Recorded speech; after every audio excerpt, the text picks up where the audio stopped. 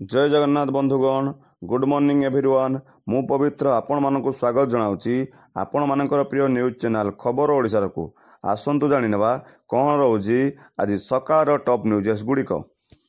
सारा राज्य में सुभद्रा योजना नहीं चर्चा लगी रही।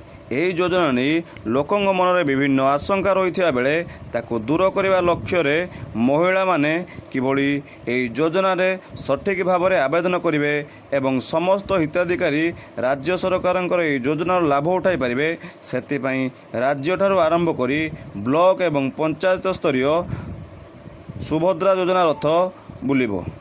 एथिपाई आज कंधमाल जिलार प्रति पंचायत को सुभद्रा योजना रथ बुलवा नहीं तथ्य देइछंती वीडियो गदाधर पात्र। परवर्ती खबर होउची महिला को सशक्तिकरण करने लक्ष्य सुभद्रा योजना कार्यकारी होइची। एबे एही योजना रे पंजीकरण कार्य आगे चलछि। एथिपाई फॉर्म वितरण कौनसी समस्या नहीं एने सूचना देइछंती जिलापाल दिलीप राउतराय। से कहते 6 लाख फॉर्म सुभद्रा रे वितरण हो सारी बेले आवश्यक अनुसार आहरी 20,000 अधिक फॉर्म मुद्रण करा जाय। सरकार द्वारा जारी होता गाइडलाइन अनुसार पंजीकरण कार्य को सरलीकरण करा जाउथिबा कारणरू पंजीकरण एवं अधिक स्पीड रे करा जाउछि। सुभद्रा योजना रे भद्रक जिल्लार 5 लाख महिला जोड़ी हेबा नहीं प्रशासन तरफ आकलन करा जायथा। एबे सुधा भद्रक प्राय 1,80,763 महिला पंजीकरण करछन्ती बोली सूचना रहउछि। परवर्ती खबर होउछि सुभद्रा योजना नहीं बड़ खबर। एबे आवश्यक पड़िबो नहीं ओटीपी आधार सहित मोबाइल नंबर लिंक नथिले भी सुभद्रा पई करिबा आवेदन। एथिपाई ओटीपी रे आवश्यक नहीं बोली तथ्य रहउछि। परवर्ती खबर होउछि विधानसभा रे खोलिला कालिया योजनार गुमर। मुख्यमंत्री मोहन माझी उपस्थापना कले सीएसजी रिपोर्ट। कालिया योजना रे सीएसजी रिपोर्ट अनुसार आखि तराटिया भली तथ्य रहउछि। 2019 रु 2021 मध्य कालिया योजना रे 65,64,000 हिताधिकारी को कालिया योजना टंका दिया जाइछि। सेथि मध्यरु 41,64,000 हिताधिकारी को 3टी किस्ती मिली। 8,09,000 लोकों को 2टी किस्ती मिली एवं 15,19,000 लोकों को केवल गोटे लेखाएं किस्ती मिली। यही सीएसजी रिपोर्ट अनुसार प्राय 12 लाख अयोग्य हिताधिकारी 782 कोटी नहीं बोली तथ्य रहउछि। परवर्ती खबर होउछि विधानसभा रे उपस्थित हैला सीएसजी रिपोर्ट। सीएम मोहन माझी ए सीएसजी रिपोर्ट उपस्थापना करिसंती। प्राथमिक भाव में मिलुथिबा तथ्य अनुसार ए रिपोर्ट रे पुरी जिल्लार तत्कालीन जिलापालଙ୍କ ପାଇଁ 8 कोटी टंका क्षति होइथिबा दर्शा जाइछि। सीएसजी रिपोर्ट रे राजस्व विभाग नीति अनुसार स्कूल कॉलेज पई रियाती दर रे जमीमान थिबा बेले एक शिक्षानुष्ठान पई पुरी जिलापाल 5 एकर जमी लीज देइथिले। पुरी जिलापाल एही अनियमितता कार्य पई 8 कोटी 47 लाख राजस्व हानि होइथिबा सीएसजी रिपोर्ट रे दर्शा जाइछि। परवर्ती खबर होउछि राशन कार्ड धारक पई बड़ खबर। एने सूचना देइछंती खाद्य जोगाण एवं खाउटी कल्याण मंत्री कृष्णचंद्र पात्र। विधानसभा रे मंत्री कहछंती राज्यर खाद्य सुरक्षा योजना रे हिताधिकारी मानकु तथ्य बळी को स्वच्छता और पारदर्शिता करने लक्ष्य आधार ई-केवाईसी जांच करा जाउछि। यह 22 अगस्त रु आरंभ होई एवं यह डिसेम्बर शेष पर्यंत चालू रहिबो।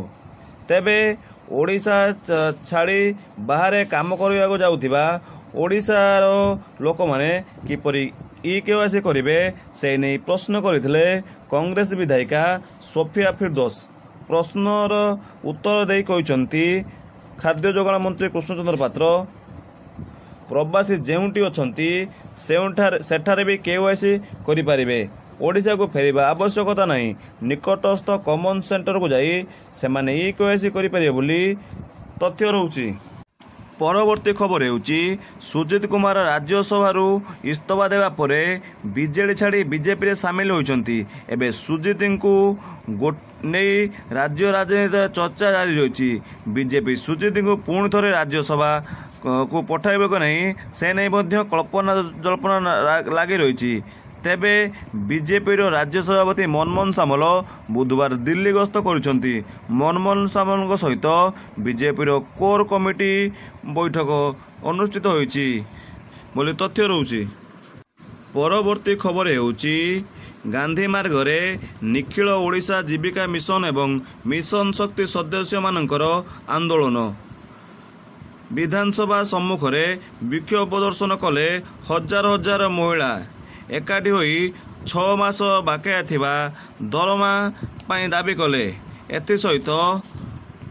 ଏଥିସହିତ ଜୀବିକା ମିଶନ ଏବଂ ମିଶନ ଶକ୍ତି ସଦସ୍ୟା ବର୍ଷ ବର୍ଷ ଧରି କାମ କରିବା ପରେ ପୁନର୍ନିର୍ମାଣ ବାହାନାରେ ସେମାନଙ୍କର ଛଟେଇ କରିବା ନ୍ୟାୟକୁ ନେଇ ନ୍ୟାୟ ଦାବି କରି ସେମାନେ ରାଜ୍ୟ ରାସ୍ତାକୁ ଓହ୍ଲାଇଥିବା ନେଇ ତଥ୍ୟ ରହୁଛି। ପରବର୍ତ୍ତୀ ଖବର ହେଉଛି ବୁଧବାର ଦିନ ବିଜୁ ଯୁବ ଜନତା ଦଳର ବୈଠକରେ ସରକାରଙ୍କ ଉପରେ ପ୍ରବଳ ବର୍ଷିଛନ୍ତି ବିରୋଧୀ ଦଳର ନେତା ତଥା ବିଜେଡି ସୁପ୍ରିମୋ ନବୀନ ପଟ୍ଟନାୟକ। ସେ କହିଛନ୍ତି ବିଜେପି ରାଜ୍ୟରେ ସରକାର ଆସିବାର 3 ମାସ ହୋଇସାରିଲାଣି, ଆଇମା ଗପ ଶୁଣାଉଛନ୍ତି ବୋଲି କହିଛନ୍ତି ବିଜେଡି ସୁପ୍ରିମୋ ନବୀନ ପଟ୍ଟନାୟକ ସରକାରଙ୍କୁ। ନବୀନ ମଧ୍ୟ କହିଛନ୍ତି କିଛି ଲୋକ ନିଜ ଚିନ୍ତାଧାରା ଅନ୍ୟମାନଙ୍କ ଉପରେ ଥାପୁଛନ୍ତି, ଏହା ଗ୍ରହଣୀୟ ନୁହେଁ। ଏପରିକି କିଛି ଲୋକ ବରପୁତ୍ରମାନଙ୍କୁ ଅପମାନିତ କରିବାକୁ ଲାଗିଲେଣି। ଏହା କ'ଣ ଓଡ଼ିଆ ଅସ୍ମିତା ବୋଲି ନବୀନ ପ୍ରଶ୍ନ କରିଛନ୍ତି ଏବଂ ସେ କହିଛନ୍ତି ବଡ଼ ପାଟିରେ କହିଲେ ମିଛ ସତ ହୋଇଯିବ ନାହିଁ, ମିଛ କହି ନିର୍ବାଚନ ଜିତି ହେବ, ଲୋକଙ୍କ ହୃଦୟ ନୁହେଁ ବୋଲି କହିଛନ୍ତି ନବୀନ ପଟ୍ଟନାୟକ। ଯଦି ଆପଣମାନଙ୍କୁ ଭିଡ଼ିଓଟି ଭଲ ଲାଗିଥାଏ ତେବେ ଭିଡ଼ିଓଟିକୁ ଲାଇକ୍ କରନ୍ତୁ ଏବଂ ଚ୍ୟାନେଲଟିକୁ ସବସ୍କ୍ରାଇବ୍ କରିନିଅନ୍ତୁ, ଯାହାଫଳରେ ଯାହା ବି ଲେଟେଷ୍ଟ ଅପଡ଼େଟ୍ ଆସିବ ସର୍ବପ୍ରଥମେ ଆପଣ ହିଁ ଦେଖିପାରିବେ।